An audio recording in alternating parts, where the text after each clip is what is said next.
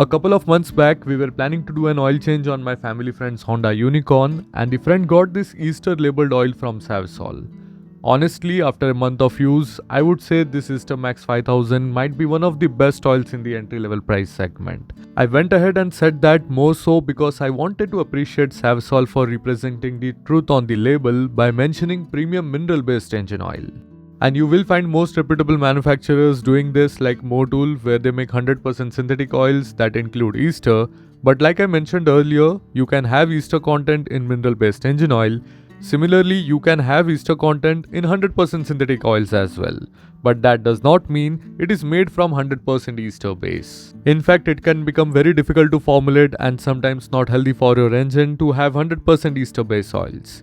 Let me dive deep and cut through the marketing hype into the world of ester-based engine oils for all of us. We can have an hour-long discussion on this, but in this world of short content, I can aim to fast-pace through this, where base oils used for manufacturing engine oils can constitute 80 to 85% of your engine oil formulation that can be widely divided into Group 1 and Group 2 for mineral-based engine oils, generally derived from crude oils. Group 3 are advanced refined mineral oils, and advancement in hydrocracking and refining have brought their properties close to traditional synthetics. Hence, globally in many regions except for parts of Europe and few others, these are marketed as Group 3 Plus, HC synthetic or simply synthetic. So this might clear up for most of us that synthetic isn't as straightforward as it sounds, but for many years Group 4 that contains PAO, that is polyalpha olefins, and Group 5 that includes different esters, PAGs and other synthetic base oils are considered in the synthetic group.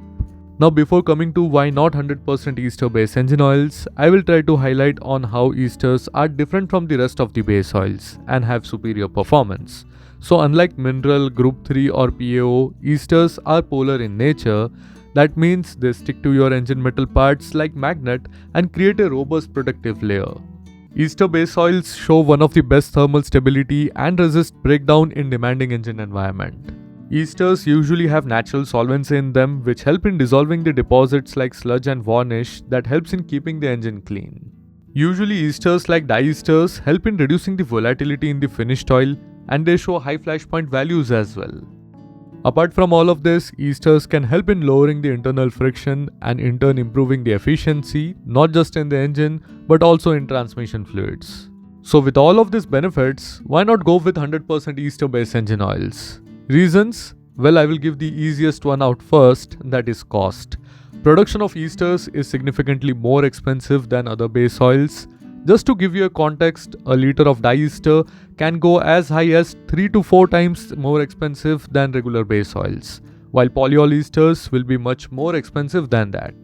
So let's assume we are ready to pay the price. Then comes the following challenges. Now esters are prone to hydrolysis at high temperature, like complex esters can act with water or condensation inside the engine to form acids and alcohols, which can create a corrosive environment inside the engine.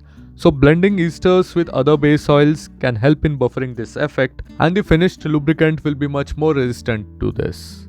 Now some forms of complex esters in excess and in prolonged contact with your engine seals can cause the seals to swell, and in some cases can also degrade seals in older vehicles. So ester percentage has to be balanced carefully. And let me tell you that most engine oil manufacturers do a rigorous test and trials, and they still try to keep the ester percentage much less than what the test passed for.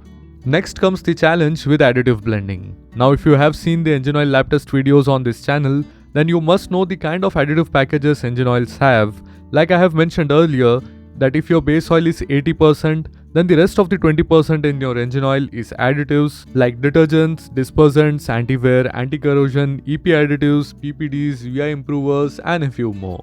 Now with 100% ester base oil, blending all of the additives in regular form to give out a stable finished product can be a challenge sometime, where blending esters with other base oils can immensely help in this situation.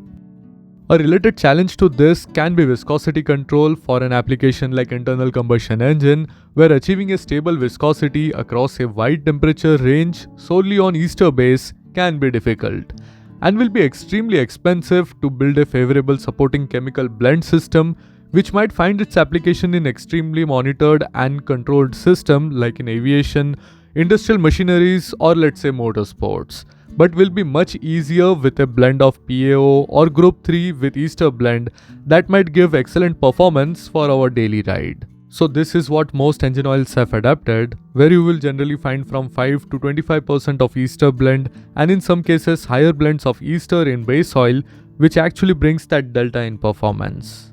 I hope this video was not an overload of information, so let me know in the comments if you want more stuff like this. So that's it for this video, and I hope you guys have liked it.